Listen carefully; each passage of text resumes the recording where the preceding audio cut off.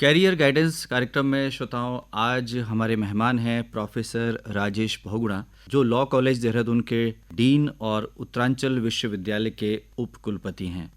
आज आपसे एक बहुत ही महत्वपूर्ण विषय पर हम चर्चा करने जा रहे हैं, क्लैट की तैयारी कैसे करें। प्रोफेसर बहुगुणा, कार्यक्रम में आपका बहुत बहुत स्वागत है। धन्यवाद। प्रोफेसर बहुगुणा, यदि हम स्वतंत्रता संग्राम देखें तो वहीं से हम देखते हैं कि वकालत करने वाले जो छात्र हैं वो उसमें बहुत ही महत्वपूर्ण भूमिका निभाते हैं। आज़ादी के बाद भी बहुत महत्वपूर्ण पदों पर वकालत की शिक्षा लेने वाले लोग सफल होते देखे गए हैं। वर्तमान में भी हम देख रहे हैं कि जहां नीट और आईआईटीज़ या आईएम हमारे जो छात्र छात्राएं हैं उनकी प्राथमिकताओं में हैं, वहीं क्लैट जो है या वकालत की जो शिक्षा है ये भी उतनी ही प्रतिष्ठित होती जा रही है। ऐसा क्यों है?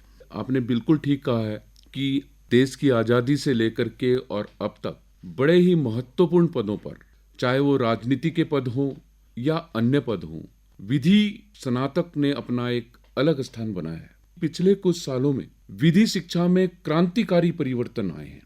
जब मैं क्रांतिकारी की बात करता हूं तो इसके मायने ये हुए कि वो एक दौर था जबकि कोई कुछ नहीं कर रहा होता था तो वो लॉ कर रहा होता था, लेकिन अब लॉ की शिक्षा के लिए प्रथम चॉइस, फर्स्ट ऑप्शन के साथ में स्टूडेंट आता है।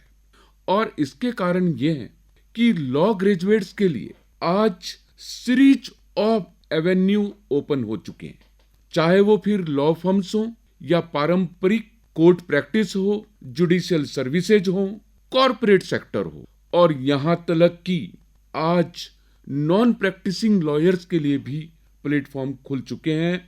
तो प्लेसमेंट आसानी से मिल जाना, और ये एक महत्वपूर्ण कारण है कि आज छात्र लॉ की शिक्षा के ऊपर अग्रसर हो रहे हैं।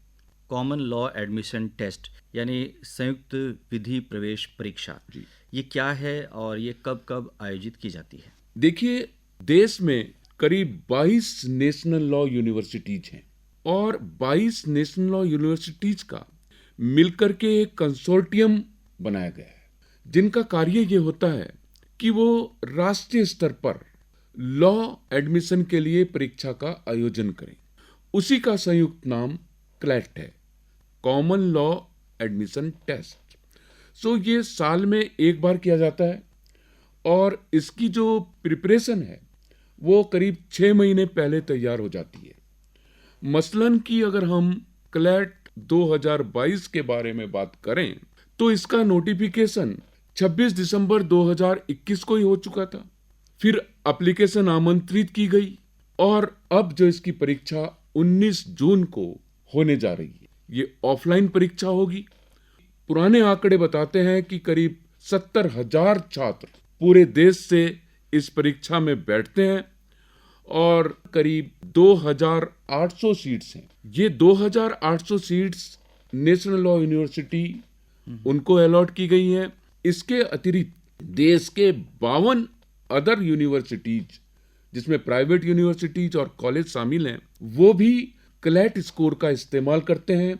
उनका कंसोर्टियम के साथ में एक एमओयू हो जाता है। जैसे कि मैं उदाहरण दूं, लॉ कॉलेज देहरादून का 100 सीटों के लिए क्लैट के साथ में एक एमओयू है। इसी तरह से अन्य भी विश्वविद्यालय हैं, वो भी इसमें भागीदारी करते हैं। प्रोफेसर बहुगुणा, हमारे श्रोता जानना चाहेंगे कि क्लैट के लिए जो मिनिमम क्वालिफिकेशन या जो अर्हताएं हैं वो क्या क्या हैं? देखिए, इसमें 12 क्लास पास करके, जिसको 10+2 कहते हैं, छात्र इसके लिए अप्लाई कर सकता है। अब इसमें यह नहीं है कि वो कॉमर्स का है या साइंस का है या मेडिकल का है, इससे कोई अंतर नहीं पड़ता। अगर वो 12वीं क्लास पास कर चुका है और इक्विवेलेंट है तो वो इसके लिए अप्लाई कर सकता है। किसी भी स्ट्रीम का हो सकता है, आपने बताया, लेकिन इसका जो सिलेबस है और इसकी तैयारी है, इसके बारे में थोड़ा हमारे श्रोताओं को बताएं। इसके लिए 2 स्तर पे परीक्षा होती है, एक यूजी पे और एक पीजी। पीजी यानी एलएलएम के लिए, उसका मैं बाद में बताता हूँ, पहले आपसे यूजी पे चर्चा करते हैं। तो यूजी में 150 ऑब्जेक्टिव क्वेश्चन पूछे जाते हैं। 2 घंटे का प्रश्न पत्र होता है, हर सवाल 1 नंबर का होता है और नेगेटिव मार्किंग होती है। हर गलत प्रश्न के लिए 0.25 यानी चौथाई अंक काट लिया जाता है। इसका जो प्रश्न पत्र है वो 5 भागों में बटा हुआ है। प्रथम में इंग्लिश लैंग्वेज की अगर हम बात करें तो वहां पर एक पैसेज मिलता है करीब 450 वर्ड्स का, और ये जांचने की कोशिश की जाती है कि आपकी रीडिंग एबिलिटी कितनी है, आपकी वोकेबुलरी कितनी है, आप उसको प्रिसाइज कैसे कर सकते हैं। और ये जो पैसेज हैं वो वर्तमान महत्व के भी हो सकते हैं और ऐतिहासिक भी हो सकते हैं। तो 20% के करीब सवाल इसमें से पूछे जाते हैं। दूसरा है इसमें करंट अफेयर्स, और इसमें जनरल नॉलेज भी शामिल है। इस भाग में करीब 25% प्रश्न पूछे जाते हैं। यहाँ पे भी आपको 450 वर्ड्स का एक पैसेज मिलता है, और वो art, culture, news item, international issues और जनरल नॉलेज से रिलेटेड होता है। इसके अलावा लीगल रीजनिंग को 25% की भागीदारी दी गई है। इसमें आपको कुछ फैक्ट और सिचुएशन दी जाती हैं, वो लीगल मैटर्स, पब्लिक पॉलिसी या कंटेम्परेरी लीगल इशू होते हैं, उनको आपने एनालाइज करना है और अपनी प्रतिक्रिया देनी है, वो उसमें जांचा जाता है। इसके अलावा चौथा भाग है लॉजिकल रीजनिंग का। जब लॉजिकल रीजनिंग की बात करते हैं, 20% हमने लॉजिकल रीजनिंग को दिया है। इसमें जो पैसेज होता है, क्वेश्चन होते हैं, वो पैसेज को पढ़ना, एनालाइज करना और उनको लॉजिकली रिलेट करना, ये एबिलिटी जांचने की कोशिश की जाती है। 5% क्वांटिटेटिव टेक्निक्स को दिया गया है। कई बच्चों के दिमाग में धारणा है कि यहाँ पर गणित के सवाल भी आते हैं, तो ये करीब 5 से 10% सवाल होते हैं। इसमें भी कुछ फैक्ट्स, ग्राफ, प्रेजेंटेशन, इस तरह की चीजें दी जाती हैं, और आपने जो 10वीं तक का मैथमेटिकल ऑपरेशन है उसका आप किस तरीके से प्रयोग करके उनको सॉल्यूशन कर सकते हैं, वो आपको दिया जाता है। जो बच्चे इसको सुन रहे हैं उनसे ये चाहूंगा कि जो कंसोर्टियम है उनकी वेबसाइट पे अगर हम जाएं, तो वेबसाइट पे एक तो डिटेल सिलेबस लिखा हुआ है, उसको जरूर देख लें, और उसके साथ साथ वहां पर प्रश्न पत्रों के जो फॉर्मेट है, पुराने क्वेश्चन किस तरह के पूछे जाएंगे, उसको अवश्य रूप से वो देख लें, तो उससे उन्हें बहुत सहायता मिलेगी। इसमें कोचिंग का क्या महत्व है प्रोफेसर बहुगुणा? देखिए, कोचिंग का मतलब होता है मार्गदर्शन। अब वो मार्गदर्शन अगर आप कोचिंग को उस सेंस में ले रहे हैं कि किसी संस्था के साथ में या तमाम जो कोचिंग सेंटर खुले हुए हैं, तो मैं इसकी बहुत ज्यादा वकालत नहीं करता हूं, क्योंकि जो सिलेबस आ रहा है वो करीब करीब वो सिलेबस है जो आपने पढ़ा है, और जो कंसोर्टियम जो वेबसाइट है उस पे इतना स्पष्ट रूप से समझाया गया है कि आप एक एक चीज से देख सकते हैं कि कैसे प्रश्न आएंगे, क्या आएंगे। दूसरी बात, 10th स्टैंडर्ड की भी चीजें हैं, 12th स्टैंडर्ड की चीजें हैं, कॉमन सेंस है, जनरल है। हाँ, एक बात मैं जरूर कहूंगा कि मार्गदर्शन तो सर्वोपरि है। अब यदि वो कोई कोचिंग ले रहा है तो उसको अधिक से अधिक मॉक टेस्ट की व्यवस्था होनी चाहिए, ताकि उसकी प्रैक्टिस बढ़े, और क्वेश्चन लिखने की टेक्निक्स, टाइम मैनेजमेंट, इन सब चीजों के लिए कोचिंग का महत्व हो सकता है। हम जानना चाहेंगे कि क्लैट के बाद कॉलेज का जो चुनाव है वो कैसे होता है?